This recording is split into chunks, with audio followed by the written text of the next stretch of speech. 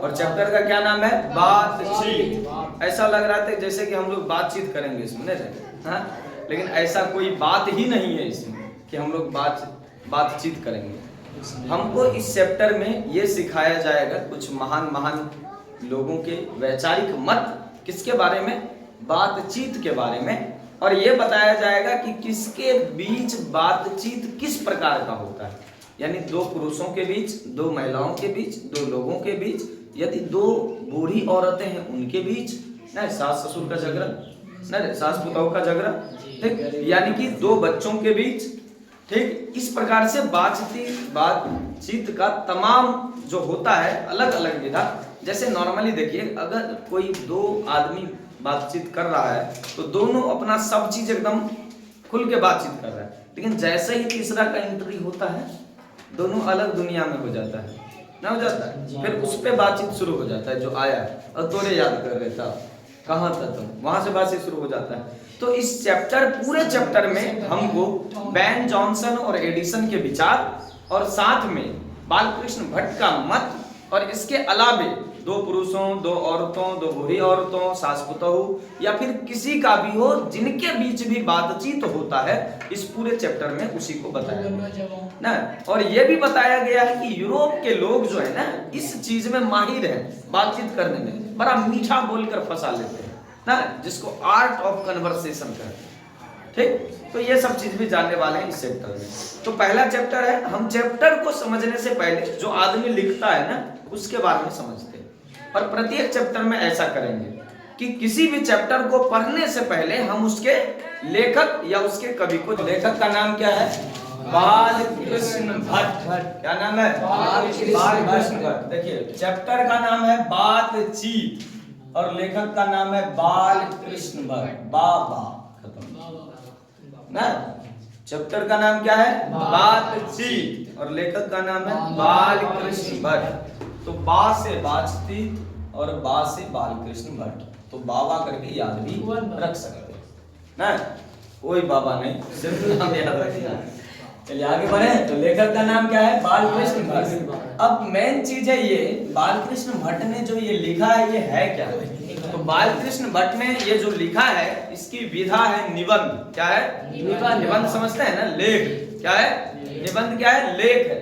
3-4 हजार निबंध लिखा है आदमी, उसमें एक निबंध है बातचीत। क्या? बातचीत। चलिए इसका नाम है बालकृष्ण भट्ट, इनके पिता का नाम है बेनी प्रसाद भट्ट। क्या नाम है? इनके पिता का क्या नाम है? बेनी प्रसाद भट्ट। इनकी माता का नाम है पार्वती देवी। इनकी माता का क्या नाम है? पार्वती देवी। इनका जन्म 23 जून 1844 ईस्वी को, कब हुआ था? 23 जून 1844 ईस्वी को इलाहाबाद ना, वर्तमान में प्रयागराज उत्तर प्रदेश में इनका क्या हुआ था? जन्म हुआ था। इनकी जो मृत्यु है वो 20 जुलाई 1914 ईस्वी को हुई थी। और जब उस समय भारतेंदु हरिश्चंद्र का दौर चल रहा था तो उनसे ये प्रेरणा ले लेकर कि कैसे क्या करना है, हिंदी को कैसे आगे बढ़ाना है, हिंदी भाषा और हिंदी के साहित्यिक उत्थान कैसे हो, इनसे प्रभावित होकर जो है, किनसे प्रभावित होकर? भारतेंदु हरिश्चंद्र से प्रेरणा ले लेकर ये अपना काम शुरू कर दिया। पहला काम इन्होंने जो किया था, लगभग भारतेंदु हरिश्चंद्र से प्रेरित होकर पहला काम इन्होंने हिंदी प्रदीप नामक, क्या? हिंदी प्रदीप नामक पहला काम, मतलब जो लिखना है वो तो लिखिए रहे, एक्स्ट्रा काम क्या किया इन्होंने? तो हिंदी प्रदीप नामक एक पत्रिका निकाला, मासिक पत्रिका, यानी महीना में एक बार अखबार निकलता था इसका, जिसका क्या नाम था? हिंदी प्रदीप। क्या नाम था? हिंदी प्रदीप। और हाँ, हिंदी सभा था, हिंद सभा करके, उसमें ये लोग भी शामिल था, बालकृष्ण भट्ट भी शामिल था, भारतेंदु हरिश्चंद्र वाले में, जिसमें उससे प्रेरित हुआ और पत्र पत्रिकाएं जो है ये छापने लगे। लेकिन जैसे जैसे छापने लगे तो लेखकों से दोस्ती बनी, और दोस्ती बढ़ने से कुछ लोग इसको बुरा कहता था, कुछ लोग खराब करता था, कुछ लोग यही कहा देता क्या इसका आचरण ठीक ना है तो छोड़ देता था, ठीक। तो ज्यादा दिन तक किसी के साथ ये टिक नहीं पाते थे, ठीक। तो इसी कारण से ये अपने मन में लिखते गए और बहुत लिखे, जिसके कारण इतना निबंध लिख दिया है कि पढ़ना थोड़ा सा मानिए कि 6-7 महीना लग जाएगा, ठीक। तो इसकी प्रमुख रचनाएं हम लोग देख रहे हैं। प्रमुख रचनाएं देखिए क्या, 3-4 उपन्यास आपको याद रखना है। पहला है 100 अजान एक सुजान। क्या है? 100 अजान 1 सुजान। दूसरा याद रखना है नूतन ब्रह्मचारी, क्या नूतन ब्रह्मचारी। और तीसरा है रसातल यात्रा। ये 3 महत्वपूर्ण उपन्यास हैं किनके, बाल कृष्ण। और हमसे ज्यादातर जो नाटक पूछा जाता है इससे, वो नाटक का, उस नाटक का नाम है रेल का विकट खेल। देखिए कहीं होगा रेल का विकट खेल, है ना। ये नाटक बार बार पूछा जाता है कि ये नाटक किसका है, तो ये नाटक है बाल कृष्ण भट्ट का। किसका है, क्या है, रेल का विकट खेल। इसके अलावा इन्होंने पद्मावती, सीता वनवास, मेघनाथ वध, बहुत कुछ ऐसा ऐसा नाटक लिखा है। एक रोगी एक वैद्य, ऐसे कई नाटक की रचना इन्होंने की है, लिखा है इन्होंने कई नाटक। इसके बाद कुछ महत्वपूर्ण बिंदु इनसे जुड़ा हुआ, कभी कभी एग्जाम में यदि क्वेश्चन बन जाए, पूछ दे, तो हम वहां घबराए नहीं, हम वहां एकदम तैयार रहें कि हम जानते हैं, ठीक। और यहाँ से क्वेश्चन अभी तक बना नहीं है, लेकिन तैयार रहना है, यदि बन गया तो हम तैयार, ठीक। ये ध्यान देना। 1886 ईस्वी में, क्या 1886 ईस्वी में लाला श्रीनिवास दास की एक पुस्तक थी जिसका नाम था संयोगिता स्वयंवर। क्या नाम था, संयोगिता स्वयंवर। किसकी पुस्तक थी, किसकी रचना थी, लाला श्रीनिवास दास की ये रचना थी। और जब उन्होंने पढ़ा तो इस रचना की खूब ज्यादा आलोचना की। आलोचना समझते हैं ना, ओ ये कैसे ना है, खराब है, इसमें ये बुराई है, ये है। खूब ज्यादा एक महत्वपूर्ण आलोचक के रूप में इसको उभार दिया कौन, रामविलास शर्मा जैसे आदमी। पढ़े थे रामविलास शर्मा, परंपरा का मूल्यांकन 10वां याद कीजिए, परंपरा का मूल्यांकन 7वां चैप्टर पढ़े थे रामविलास शर्मा का। हाँ, वो आदमी यानी बोला कि ऐसा मनुष्य होना चाहिए जिसमें थोड़ा सा भी भेदभाव नजर नहीं आए, एकदम अगर कोई चीज खराब है तो खराब है।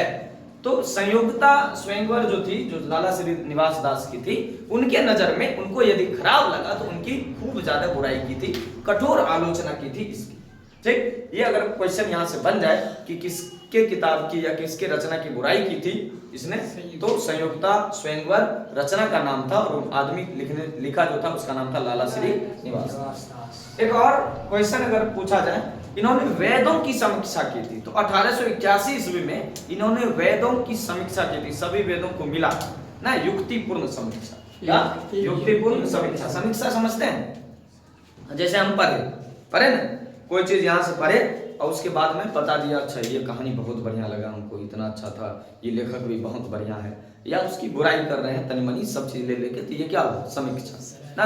जैसे तुम लोग मेरा करता है बाहर जाके नहीं करता है, वहां गया 2-4 को गालियों देता था, अगर पता चलता होगा। उसके बाद देखिए, इसके लिए प्रेरणादायक व्यक्ति क्या थे, भारतेंदु हरिश्चंद्र। ये ध्यान में रखिएगा, क्या प्रेरणादायक व्यक्ति कौन थे, भारतेंदु हरिश्चंद्र, भारतेंदु हरिश्चंद्र, ठीक। तो प्रेरणादायक व्यक्ति थे भारतेंदु हरिश्चंद्र। इसी से इनको पत्रिका छापने का 33-34 साल तक पत्रिका छापते रह गया था हिंदी प्रति, ठीक। फिर अपना जीवन का अंतिम दिन में ये जो है डिक्शनरी लिखने लगा, हिंदी का डिक्शनरी। आदमी अंग्रेजी खोजता है और ये जो है हिंदी का डिक्शनरी लिखना शुरू कर दिया, लेकिन जिसके साथ लिख रहे थे उसका तनी को दिमाग घसकल था, ठीक। अब अगर वो बूढ़ा आदमी है तो हम उसको लेके ना चलेंगे साथ में, इतना इसके पास ज्ञान का भंडार था, 3000 लेख है, समझ रहा है, निबंध इसके पास, बहुत ज्यादा इनके अंदर हिंदी शब्दकोश का ज्ञान था। उसका ज्ञान ना लेके उसके साथ थोड़ा सा दुर्व्यवहार किया, छोड़ दिया अपने हिंदी शब्दकोश वाला किताबें खत्म कर दी। बाद में सब मिला जोड़ के उसी का हिंदी वाला फिर ओथी किया, हिंदी शब्दकोश डिक्शनरी जारी किया, आधा उकरे लिखल कर बालकृष्ण भट्ट का। तो ये आदमी के हिसाब से बुराई देखना नहीं चाहता था, सीधा एकदम वार करता था, चाहे वो संयोगिता स्वयंवर हो, लाला कृष्ण दास की रचना, या फिर हिंदी शब्दकोश जिसके दोस्त के साथ नाम नहीं लेंगे ना तो बेइज्जती हो जाएगा, ठीक। तो बाकी याद रखना, बातचीत बालकृष्ण भट्ट जन्म रे 23 जून 1844 ईस्वी में, जन्म मृत्यु पूछा जाता है, स्थान पूछा जाता है, माता पिता पूछा जाता है, पत्रिका ये बार ऑब्जेक्टिव में पूछा जाएगा, 100 अजान 1 सुजान पूछा जाएगा, नूतन ब्रह्मचारी, रसातल, जो पूछा जाता है मैंने लिख दिया है, ये तीनों एक बार पूछा है। और रेल का विकट खेल याद रखिएगा, ये एक नाटक है जो किसके द्वारा लिखा गया है, बालकृष्ण भट्ट के द्वारा। दूसरा चीज ये भी याद रखिएगा, जो बातचीत है वो एक निबंध है, समझे, विधा क्या है इसकी, निबंध है। निबंध